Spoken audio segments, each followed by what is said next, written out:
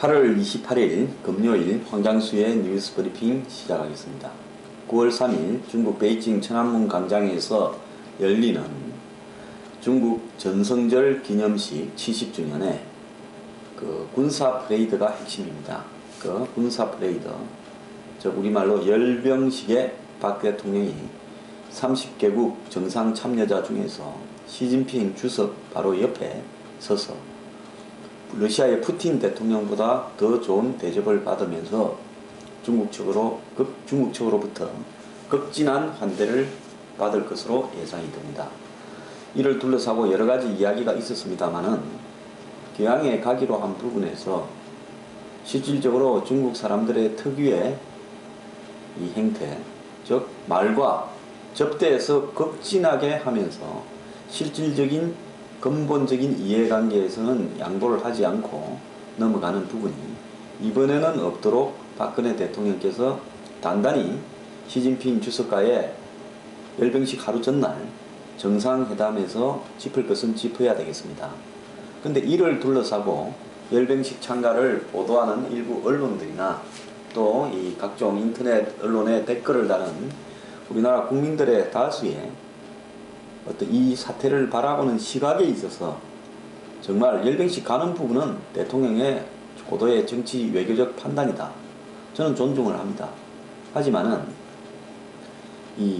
중국의 열병식에 우리 박근혜 대통령이 한번 간다고 해서 중국이 북한을 버리고 과연 한국 우위에 외교를 펼칠 것인가에 대해서는 착각을 해서는 안 된다라는 부분을 오늘 좀 이야기를 하고 싶습니다. 중국과 북한은요, 혈맹입니다. 혈맹. 한국과 미국이 혈맹이듯이 중국과 북한은 혈맹인데 왜 혈맹인가? 혈맹이란 말은 피로서 맹세한 사이다. 즉 전쟁을 같은 동지로서 치른 사이다라는 겁니다. 자, 그 혈맹은 중국이 우연히 1950년 10월 25일께 230만 명의 인민해방군을 한국으로 보낸 게 아닙니다. 북한은 45년에 분단이 되자마자 바로 김일성 통치에 들어갔고 곧바로 그때부터 사실상 북한은 김일성이 주도권을 잡아갔습니다. 반면에 중국은 일본으로부터 항복 선언을 9월 3일 날 받았는데요. 일본의 항복에 중국에 있던 일본의 관동군이 항복한 대상은 그야말로 국민당 군이었지 공산당 군대가 아니었습니다. 중국이 여태까지 전성절 기념식을 제대로 안 했던 이유는 자신들이 사실상 항복의 주역도 아니었고 당시에 중국을 대표하던 공식적인 정부도 아니었기 때문에 전성절을 자신들 주도로 기념하는 부분에 역사적인 하자가 있었기 때문에 그랬던 겁니다. 그런데 45년 일본의 항복 직후부터 중국에는 국민당이 주로 나서서 일본과 오랫동안 싸웠죠. 사실상 한 32년부터 싸웠으니까 10년 이상을 싸웠습니다. 그 과정에서 국민당은 힘이 다 빠져버렸고 그 틈새에서 공산당은 선동을 통해 가지고 중국에 밥기니 때우기 어려운 빈곤층이 워낙 많았으니까 이 국민당의 부패를 파고들면서 모택동의 공산당은 세를 상당히 넓혔습니다. 그래서 45년 하반기부터 국공내전이 벌어졌습니다.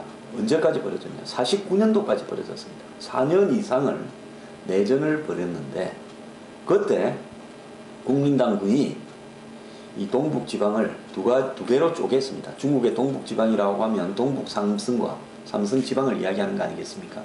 그래서 공산당이 군대가 동북지역에서 고립이 되어서 굉장히 고생을 했는데 김일성의 북한이 당시에 중국의 공산당에게 식량과 물자, 이동 차량 등을 제공하면서 굉장히 지원을 했습니다.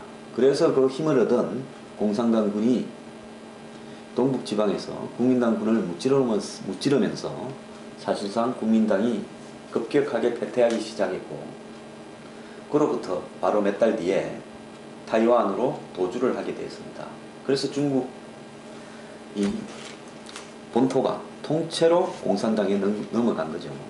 그 이후에 이제 6.25 전쟁에 중국이 참전을 하고 사실상 북한과의 혈명 관계를 끌어오면서 가끔씩은 사이가 멀어졌던 적은 있었지만은 지금도 중국과 북한은 혈명 관계입니다.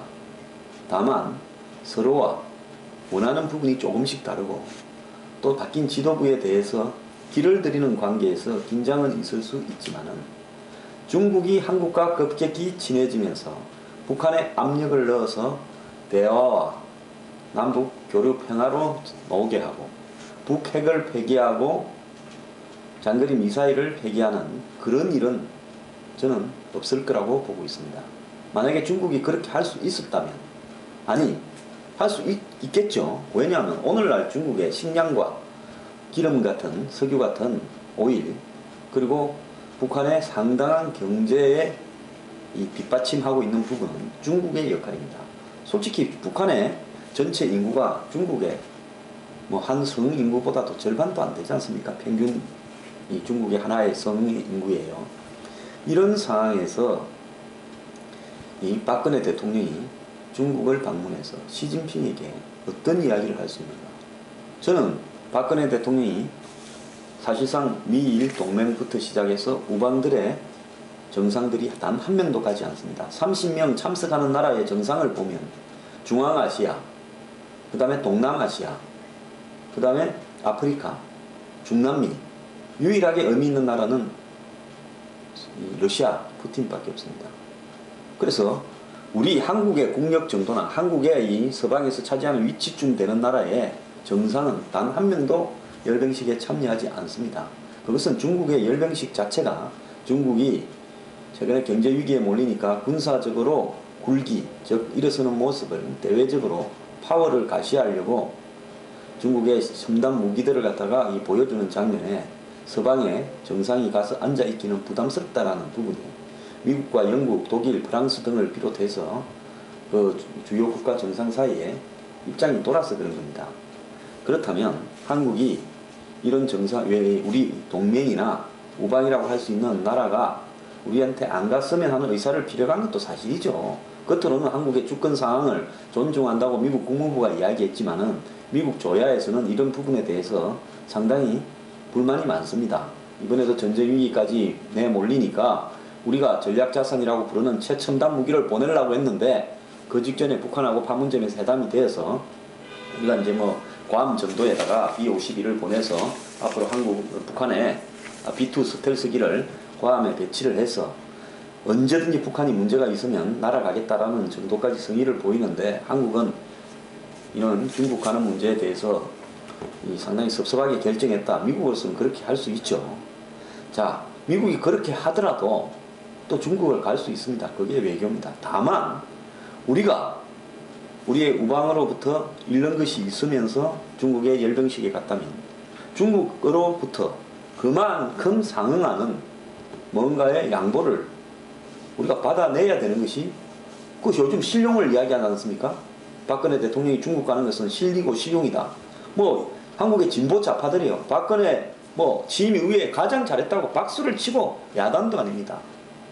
자, 그렇게 실용 때문에 간다면 박근혜 대통령은 시진핑 주석을 만나서 우리가 필요한 이야기도 해야 되는 겁니다. 자, 우리가 중국을 갈 만큼의 잃는 부분이 있다면 우리는 중국에서 그만큼 얻어오는 것이 실용 아니겠습니까? 자, 북핵과 북한의 미사일을 폐기하기 위한 절차를 논의하는 육자회담으로 돌아오라. 지금 육자회담이 중단된 지가 한 5년도 넘었습니다. 그런 절차로 북한을 돌아오라고 중국이 분명하게 압력을 넣어달라고 이야기를 해야 됩니다. 그 다음에 휴전선에서 벌어지고 있는 북한의 군사 도발에 대해서 다시는 반복되지 않도록 중국이 정확하게 이야기를 해달라. 그리고 중국도 양측이 자제하라고 이야기할 것이 아니라 북한이 분명하게 자제하고 조심하라고 경고를 해달라. 이런 이야기를 우리가 할 정도는 돼야 된다고 봅니다.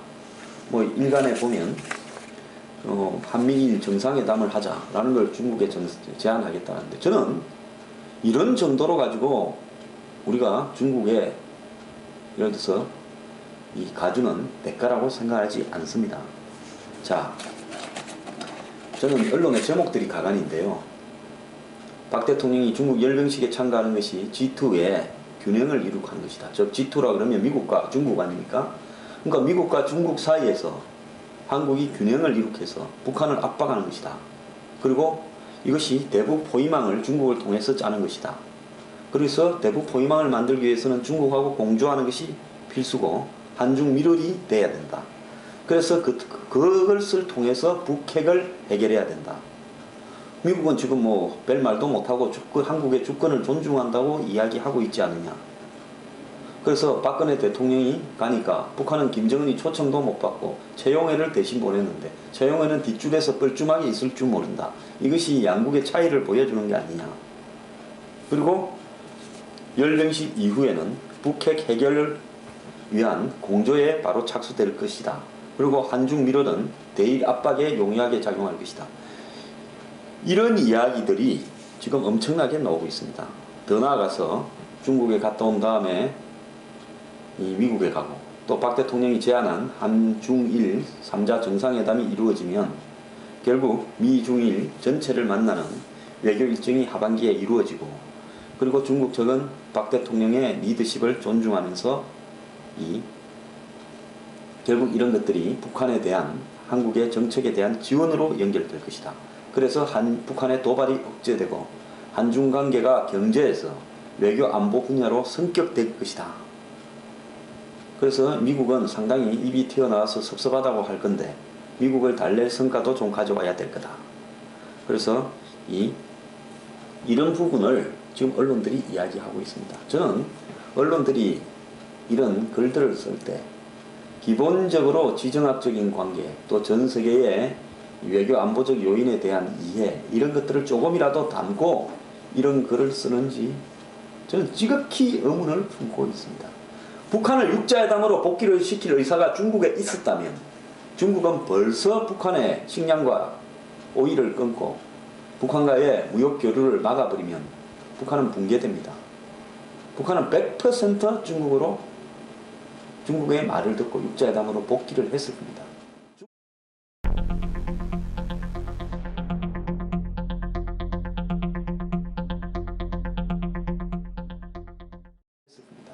중국의 입장에서는 북한이 가끔 가다가 아버지한테 부모한테 투정하는 어린애처럼 엇나가기도 하지만 근본적으로 중국을 대신해서 한국과 미국과 일본에 대해서 한 번씩 대신 찔러주는 충실한 대리인의 역할을 혈맹으로서 수행해오고 있다. 즉 북한이 3대가 바뀌든 그 다음 4대 5대가 바뀌든 자 중국은 다루기 쉬운 아버지보다도 김정일보다 훨씬 다루기 쉬운 31살의 김정은이 북한을 통치하는 부분에 있어서 한시라도 우리가 압박을 하면 김정은을 핀셋 돌이내듯이 드러내고 중국의 입장을 존중하는 군부의 지도자를 북한의 통치자로 세울 수 있다. 다만 어쨌든 김일성, 김정은, 김정일, 김정은으로 이어지는 3대 세습 왕조인데 김씨 왕조인데 그 왕조의 상징성이 있기 때문에 김정은을 통해서 하는 것이 우리가 북한을 다루고 북한이 미국과 한국을 일본을 물고 늘어지게 하는 부분에서 유리하다라고 판단하기 때문에 놔두고 있는 겁니다. 이번에 박 대통령이 가면 중국은 이런 말을 할 줄 모릅니다. 실제로 제가 좀 들은 이야기라서 합니다. 우리가 이번에 장갑차나 탱크를 연변 북한 국경 일대에 엄청나게 배치를 했다. 북한이 그런 부분에 압력을 느껴서 협상에 나왔을지 모른다. 이런 이야기를 하면서 마치 북한이 판문점 8월 25일 회담에 응한 것이 중국의 성과인 것처럼 이야기를 한국 정부에 저는 했을 거라고 봅니다. 제가 어제 미국의 싱크탱크의 유명한 인사를 만났더니만 그쪽에서는 그렇게 보고 있더라고요. 자, 북한으로 하여금 도발을 하게 하고 중국 전승절 9월 3일 전에 북한이 또 극적으로 협상에 나오는 데 해서 유감이라는 애매한 말로 타결을 짓게 하고 그러면서 한국이 마치 중국에 빚을 진 것처럼 만들었다면 없던 일을 만들어서 그걸 해결해 주면서 너 나한테 신세 졌지 이렇게 하는 거하고 똑같지 않습니까? 자, 저는 어제 방송에서 박 대통령이 이번에 시진핑을 만나면 부주석 때 시진핑이 한 말, 6.25는 정의의 전쟁이었다라고 지금도 생각하시냐고 한번 물으라고 이야기를 했습니다.